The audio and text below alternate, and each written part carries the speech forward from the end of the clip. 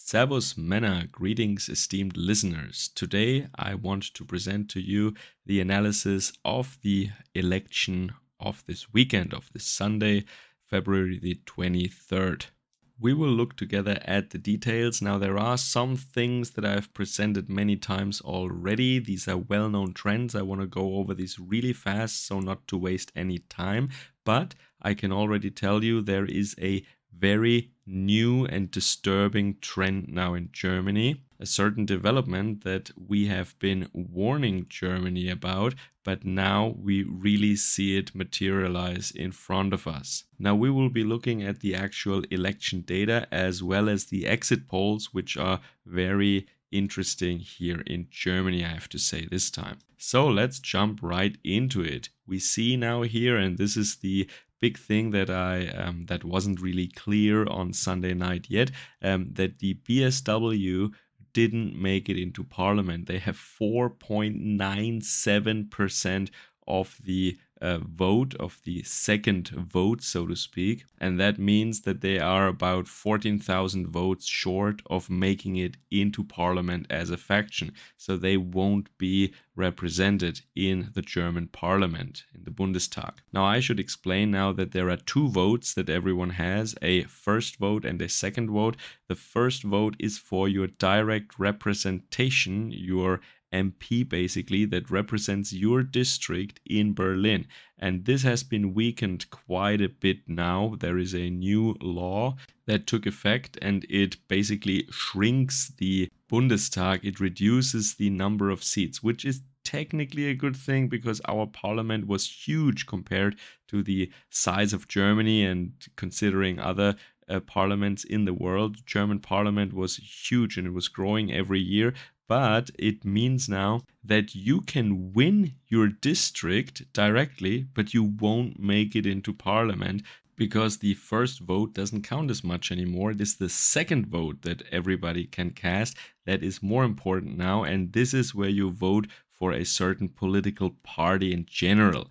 And it means then that the relative makeup of the Bundestag according to party should reflect these percentages, this share of the vote that each party receives with the second vote. So that means direct representation is weakened. Of course, most people who win their district go into parliament, but then in order to realize the ratios of the second vote, some of them don't make it in actually, which is quite frustrating, and it is not a good thing for the idea of representation. Of course, Bündnis Sarah Wagenknecht, they want a recount now. They want to challenge that. They said that the election was rushed and a lot of Germans living outside of Germany, they didn't manage, or it was too difficult for them in this short time to get their vote in. But I think the bar is really high for doing that right now. So I think it will stay this way. So just remember from my last video, I explained to you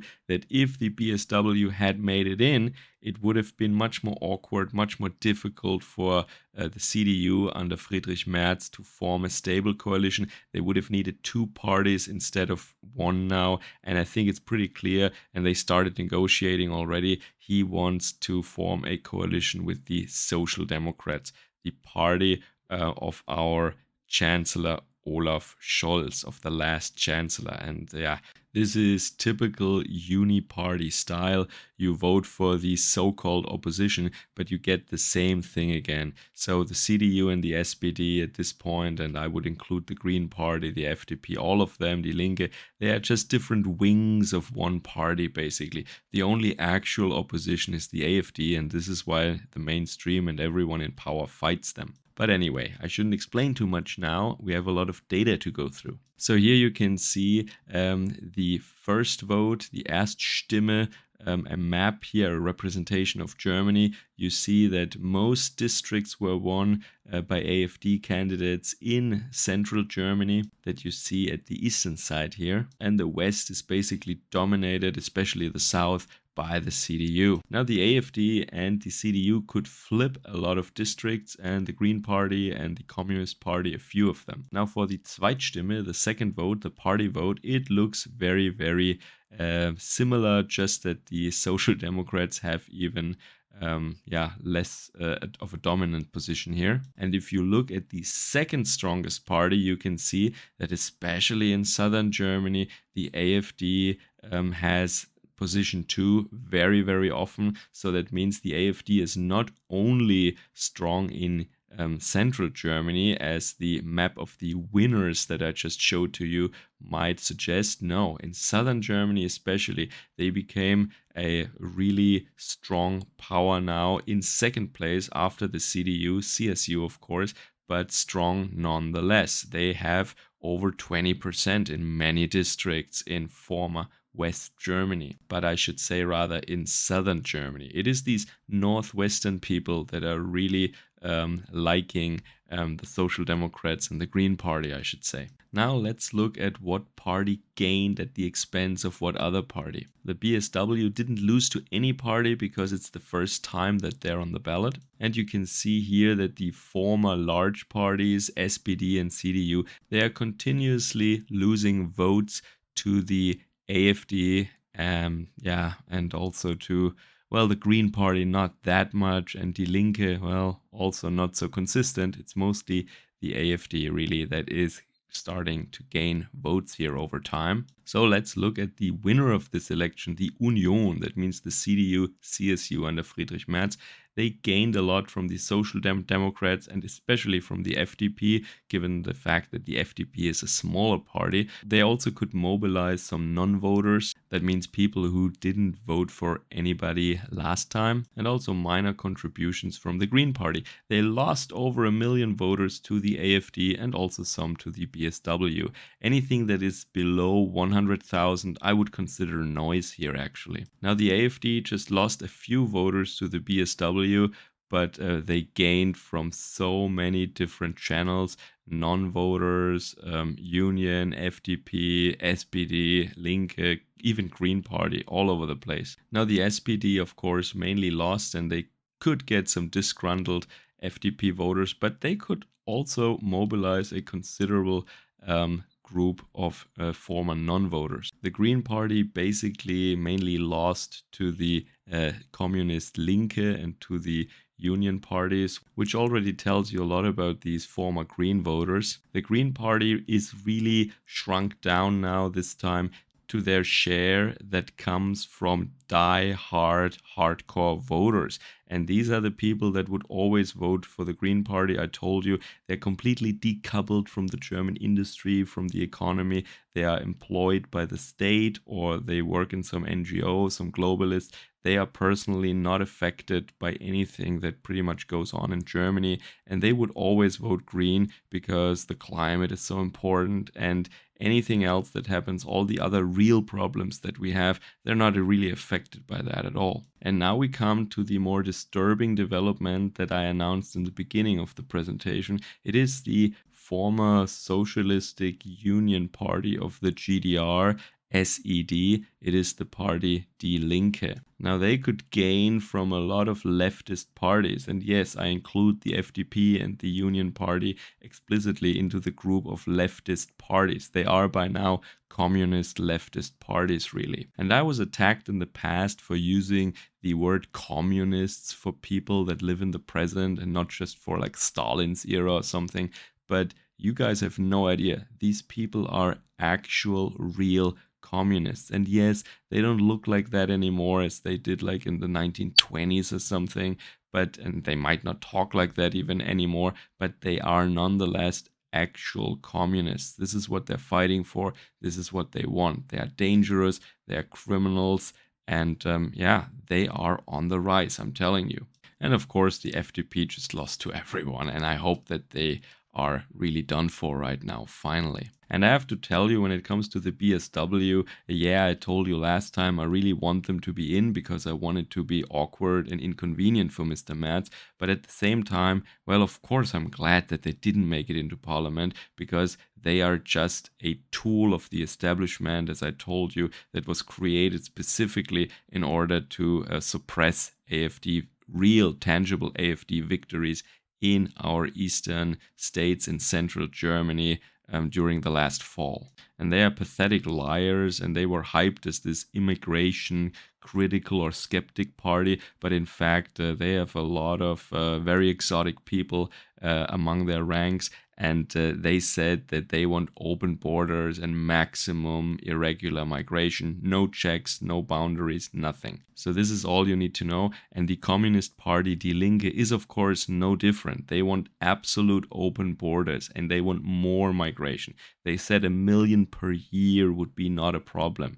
That is insanity. All right, so before I start ranting completely, let's look at some more interesting charts. You can see now here the party preference by age. So this is a very coarse grouping here. You see under 25 years of age to the left, and you see 60 and older on the right hand side. And you can see that older people really prefer these established parties just because they're used to it, like Union and SPD. But you see that among young people, the AfD is no longer top. It is really with 25%. It is the Communist Party. And this is a shocking development. And I'm going to tell you why that is. It is not so hard to understand. We see that actually in France. And I was predicting this and I was warning about this for years already. This phenomenon is called the ethnic vote. These are not just Germans. These are also Germans, of course. I mean, if you see these young inner city women, maybe somewhere studying at a university, some liberal arts degree, making their videos on TikTok and whatnot, yeah, these ultra woke people, of course, they vote for this party this time. Yeah, it's very clear. But also, they are in league with people who a couple of years ago were not even in Germany. They are here maybe for 3 or 4 years, and they were given full citizenship and, of course, voting rights now. They are irregular travelers. They probably don't even speak German, but they're allowed to vote now. And this is what happens in France also. The current left in France is extremely strong, very far left communist, and they are over 50% exotics. And the same thing can be seen here in Germany. A lot of these candidates are exotics. A lot of their voters are exotics. And they will use the left now as a vehicle to take over Germany politically. This is no longer just a Eastern German Communist Party or something. This is the party of the exotics now. So I wonder how the communism and the exotic desert prophet thing will go together. I'm not sure. There is obviously some conflict lines there, but at the moment they are banding together. They are working together in order to overthrow Germans and in order to eradicate us, all European people actually. And you see, of course, that a lot of unemployed people, that is the lowest bar you see here, and these are the unemployed people who voted for the Communist Party. And you see that they are by far the greatest or the largest group when you break it down by occupation. Now, of course, a lot of unemployed people also vote for the AfD, but the AfD has the most success among workers, laborers still. When you look at workers, at German workers' party preference, you see the AfD is by far the number one. The AfD is the real workers' party. The Communist Party, however, is the party of unemployed people and of inner city woke young women and of migrants.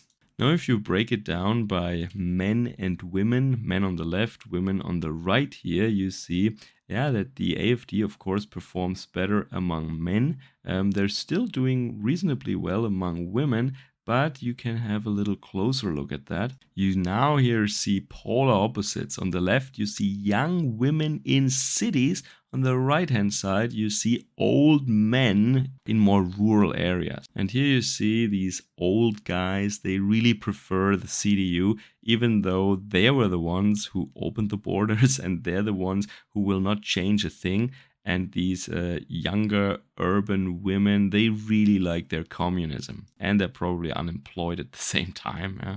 All right, some lessons, some takeaway messages. You see that the Green Party, even though they screwed up a lot, there were so many scandals that were uncovered. There were so many things they did that were generally just bad and really unpopular, even among normies. they still get over 10%. And that means these are just die-hard cultists, and they would vote green no matter what. Even though Germany is burning, they still vote for the Green Party. They don't care. We also see that the AfD is still very popular among young people. It is the party of the German youth and of the German worker. They do best among middle age though, of course, because that is when people are most productive. This is when they are squeezed the most for taxes, and this is also when they get a little more afraid because of the security situation in Germany as they start their families, and it's no longer just their lives but the lives of their kids. So this is when they really flock to the AfD. And also, and I repeat that, it is something I predicted. Germany is basically not different from France a lot. We are just trailing behind a little bit. France was there much earlier, but we see now the same development as in France or the UK, for example, where, especially in France, this communist left is teaming up with exotics from the Middle East and Africa, and they try really to take over our countries and to annihilate European people in our own home countries. But the white pill is, of course, that the AfD is at last now officially a real Volkspartei. And when you take a look at what the group is that they're working for and what is the group that votes for them, well, it is our Volkspartei.